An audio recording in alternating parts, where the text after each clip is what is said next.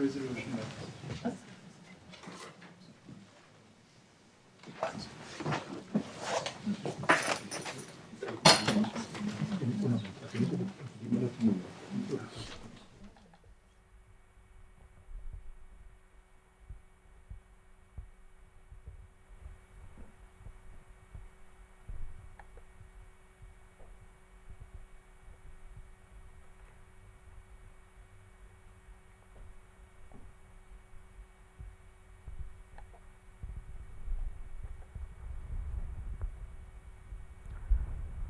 Janaki Raman.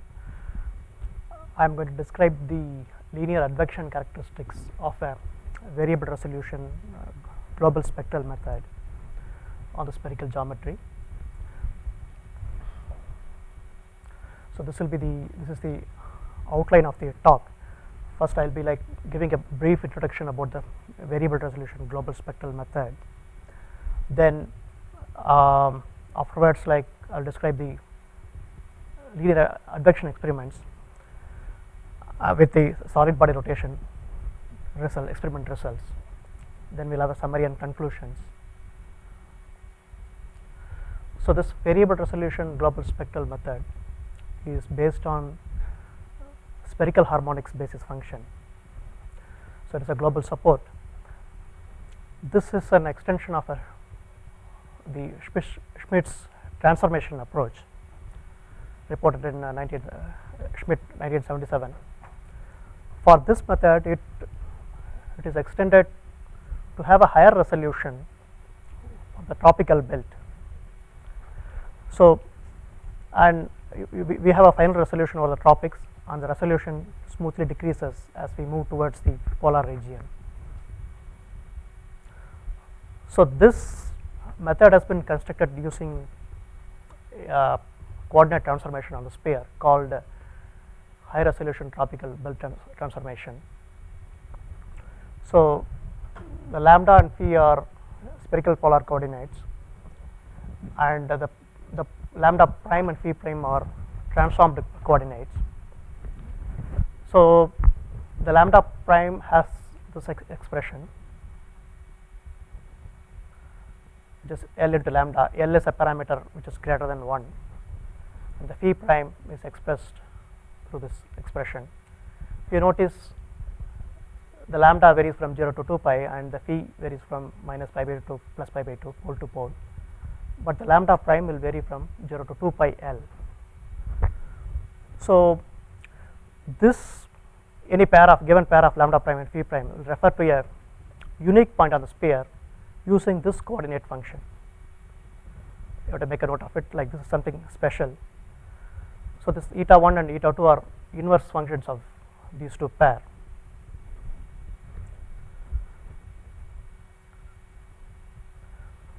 So this is a reparameterization of the sphere using a new coordinate system. So this is a conformal coordinate transformation on the sphere with two exceptional points. The poles are at the poles it is not conformal. If we take a uniform distribution of points on the primed coordinates such that like the angle spacings are equal, that will lead to a variable resolution coordinate system on the sphere, as you can see that like. So we will have a concentration of points near the equator, and the equator is fixed. The maximum resolution is at the equator, and the resolution smoothly decreases as we move towards the polar region. So a spectral method is constructed on this coordinate system of the sphere. So I use a transformed spherical harmonics called the BMN. The BMN are nothing but the standard spherical harmonic system, like projected onto the primed coordinates. I think it will be like YMN of there's a typo here, YMN of eta 1 of lambda prime and eta 2 of phi prime. we can use the FFT and Gaussian quadrature to evaluate the spectral coefficients. The complete description of this method is presented in this work. Now, moving on to the advection results, I have taken an advective form of the equation for the study. So, a Gaussian hill is used to do the solid body rotation around the sphere. So, the test will be slightly it's modified because like the domain is a variable resolution domain. So, we have to understand like the resolution is not uniform. So, when you like the first thing, like we'll have a different place the Gaussian hill in different points and use different wind configurations, so that we can rotate around the sphere and to see how it works. That is broadly the idea of this. So, the time integration scheme is the fourth order classical Runge-Kutta scheme. That's the classical Runge-Kutta method. It takes the time step of 900 seconds. For this study, there is no filtering applied and no diffusion used. The idea is to see the raw performance of the method with respect to the transport. So, the initially the Gaussian hill is kept at the equator and it is rotated along the equator. So, the rotation takes like 12 days. This is the initial position. When the Gaussian hill is truncated, so this is how it looks actually. There will be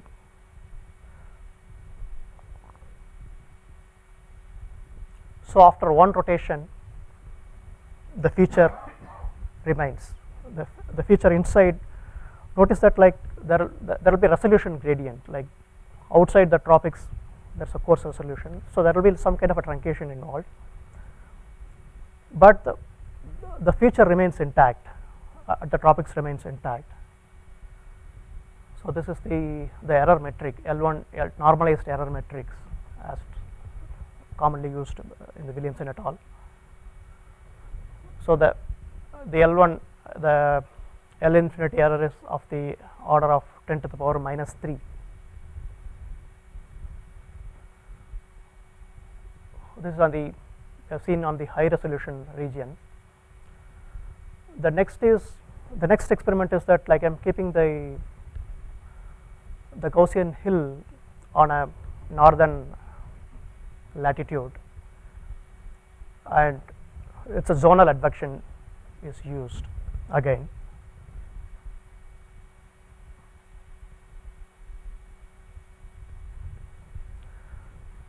So, after one rotation, this is how the feature looks like. A minor distortions around the zero contour, except that the feature remains intact. So, these are the error metrics here.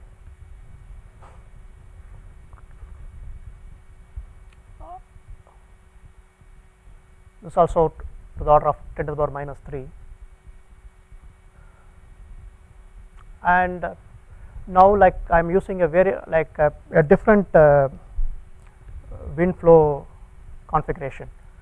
So, the flow is around 45 degrees. So, now the feature will move from the equator towards the mid latitude, then it again will come back to the equator through one rotation, 45 degree rotation. After one rotation, this is how the feature looks like. The error, these are the error metrics. This had little more error compared to the on the high resolution the transport in the high resolution region.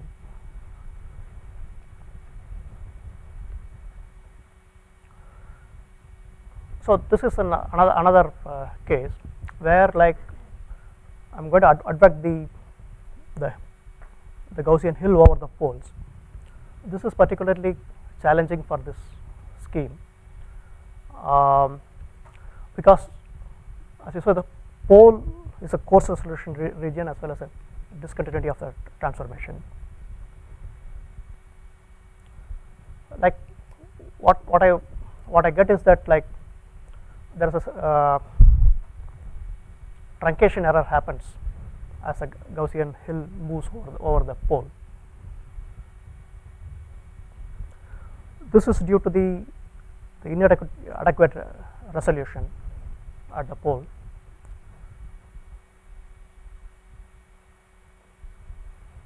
So how to show that, actually to show that like I am keeping the Gaussian hill not on the pole but close to it and do an advection, one full advection.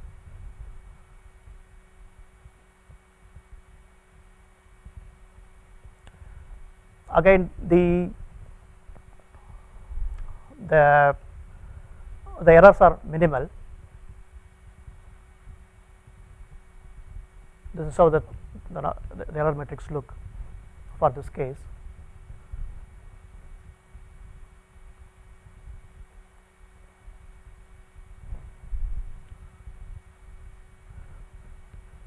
This is another advection case.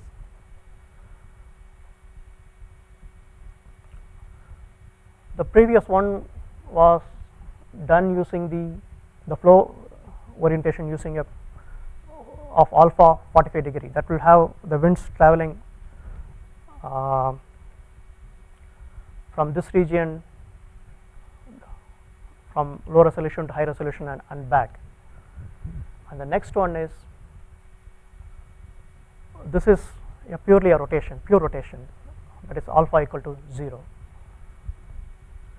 So it's a purely a zonal advection. So the zonal advection has better accuracy, except that like being close to the pole, the L infinity errors are more. We are like we get some kind of a dispersion as we move towards the end due to the poor resolution.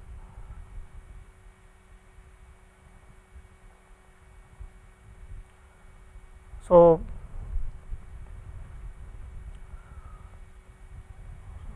here I summarize the results.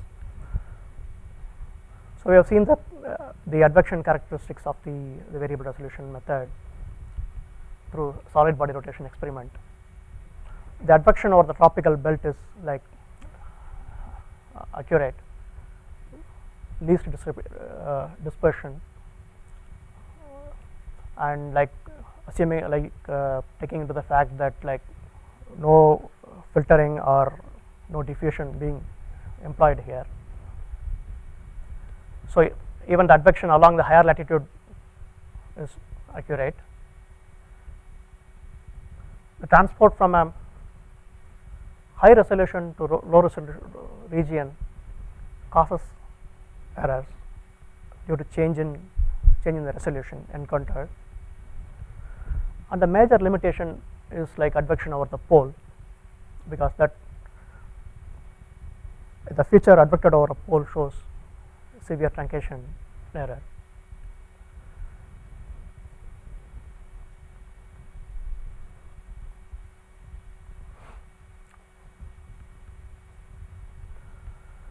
So as I mentioned, like the advection, this method actually like produce a good results for advection along the zonal direction, and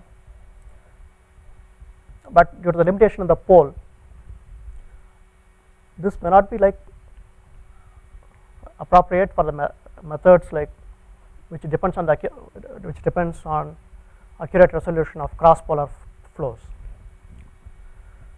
And in here like further work is required one of the idea is that I would also like looking forward to discuss with you on this. Like, yeah, one possibility is using a higher order filter over the polar region. Typically, the spectral method, due to the poor resolution at the poles, will show slower convergence of the series. So this higher order filters can accelerate this convergence of the series, thereby ensuring a better result.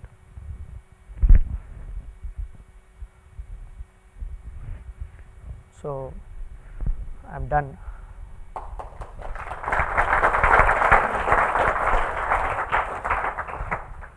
Thank you for this talk. Questions? If you remove the transform on the grid, do your errors when you do advect over the pole go away? You mean like, are you asking whether I keep the poles? Yeah, you have a spectral model, and Right. you have also transformed the grid. Presumably, you can not transform the grid, and then if your hypothesis is correct, your errors would then go away when you do transport over the pole. Yeah, like there, if yeah, it will go away. Have you done that? I've not tried that. Like, I've seen this the standard method. Typically, like some models show error. I like understood that like if you are not to compute the derivatives carefully near the poles, due to the numerical reasons, like you will have a error there.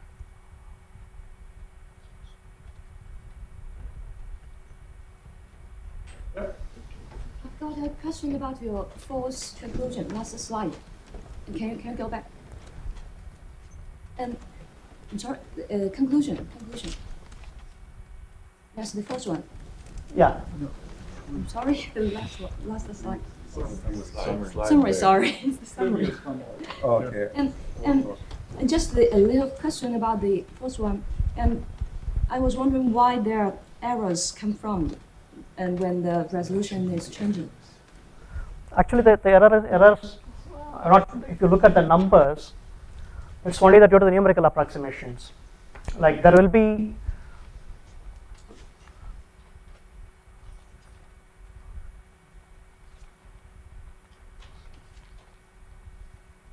Are you referring to this case? I mean, we are advecting a field, so on a domain which has a variable resolution, the small errors in this region can actually like get triggered. But the Agekota scheme is very good job in not aggravating any of the minor errors. You will have some truncation errors as you move away from the high resolution region. So it's a globe. What I've shown is a global picture, global L infinity. That will have some error actually outside the thing. Even that global L infinity error is of the order of 10 to the power minus 3 in this case. It's a very small.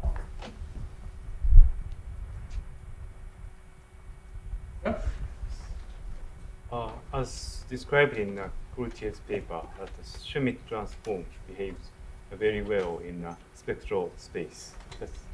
How about your high resolution tropical belt transform behave in spectral space? All these results are in a spectral space. So we get up on a high resolution belt, like the results are like accurate. We get a good results. The one important factor is that the polar points are discontinuities. So the spectral transform doesn't tolerate this kind of discontinuities. So there, I had to use a Boyd-Van de Ven filter. It's a higher order filter. Like in the spectral method, in the presence of a discontinuity, we'll throw Gibbs oscillation. The Gibbs oscillations reduce the order of the method to 1. It's to a first order method. Do you have grid point on the pole? I don't have a grid point on the pole, but close to pole there are points.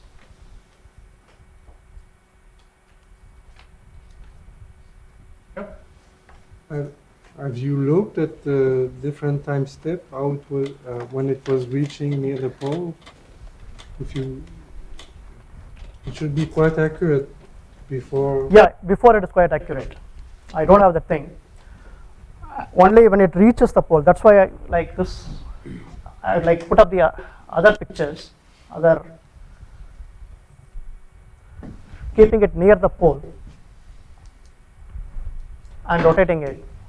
You don't see any. Only when I project this point on the pole, the feature disintegrates. Outside the pole, it's okay. Could there be something strange, not related to the Schmidt transformation or extension? Or No, this is related to the poor convergence of the series at the pole for this method. So what you have to do is that, like, we have to use a higher order, like you have to take care to ensure the convergence of the spectral series at the pole.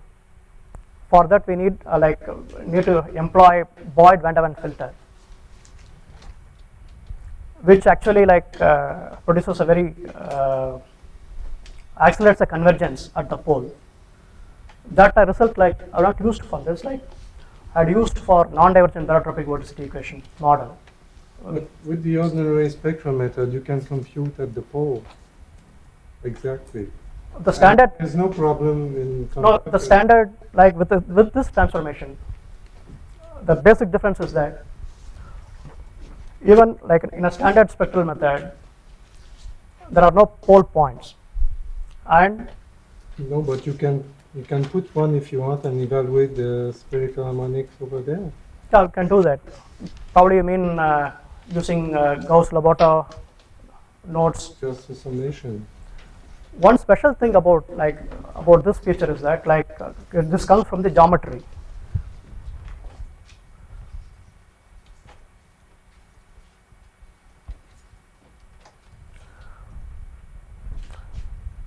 To get a conformal latitude belt, the scale the derivative of the map factor along this direction should be equal to the derivative along this direction. This is possible only through a conformal map, and it is not possible through a sphere-to-sphere map. So, when you do that, the basic the Schmidt transformation, what it does is that it pulls points concentrated at one pole towards the other pole. So there is no discontinuity there. It's a sphere to sphere. Here, in the generalization, I allowed for some discontinuity to happen at the pole. So it is something special. With a sphere to sphere, you cannot get a conformal grid at all. So if the method has some special point that are discontinuous, it could prevent the method from being used as a forecast method. I mean, Maybe if you cannot use it in near the pole with cross-polar flows, you cannot tell in that way. So our main goal was to solve the zonal flow. I think we have to go on, maybe, and you can discuss it over Okay. coffee. Is that okay? So thanks the speaker again.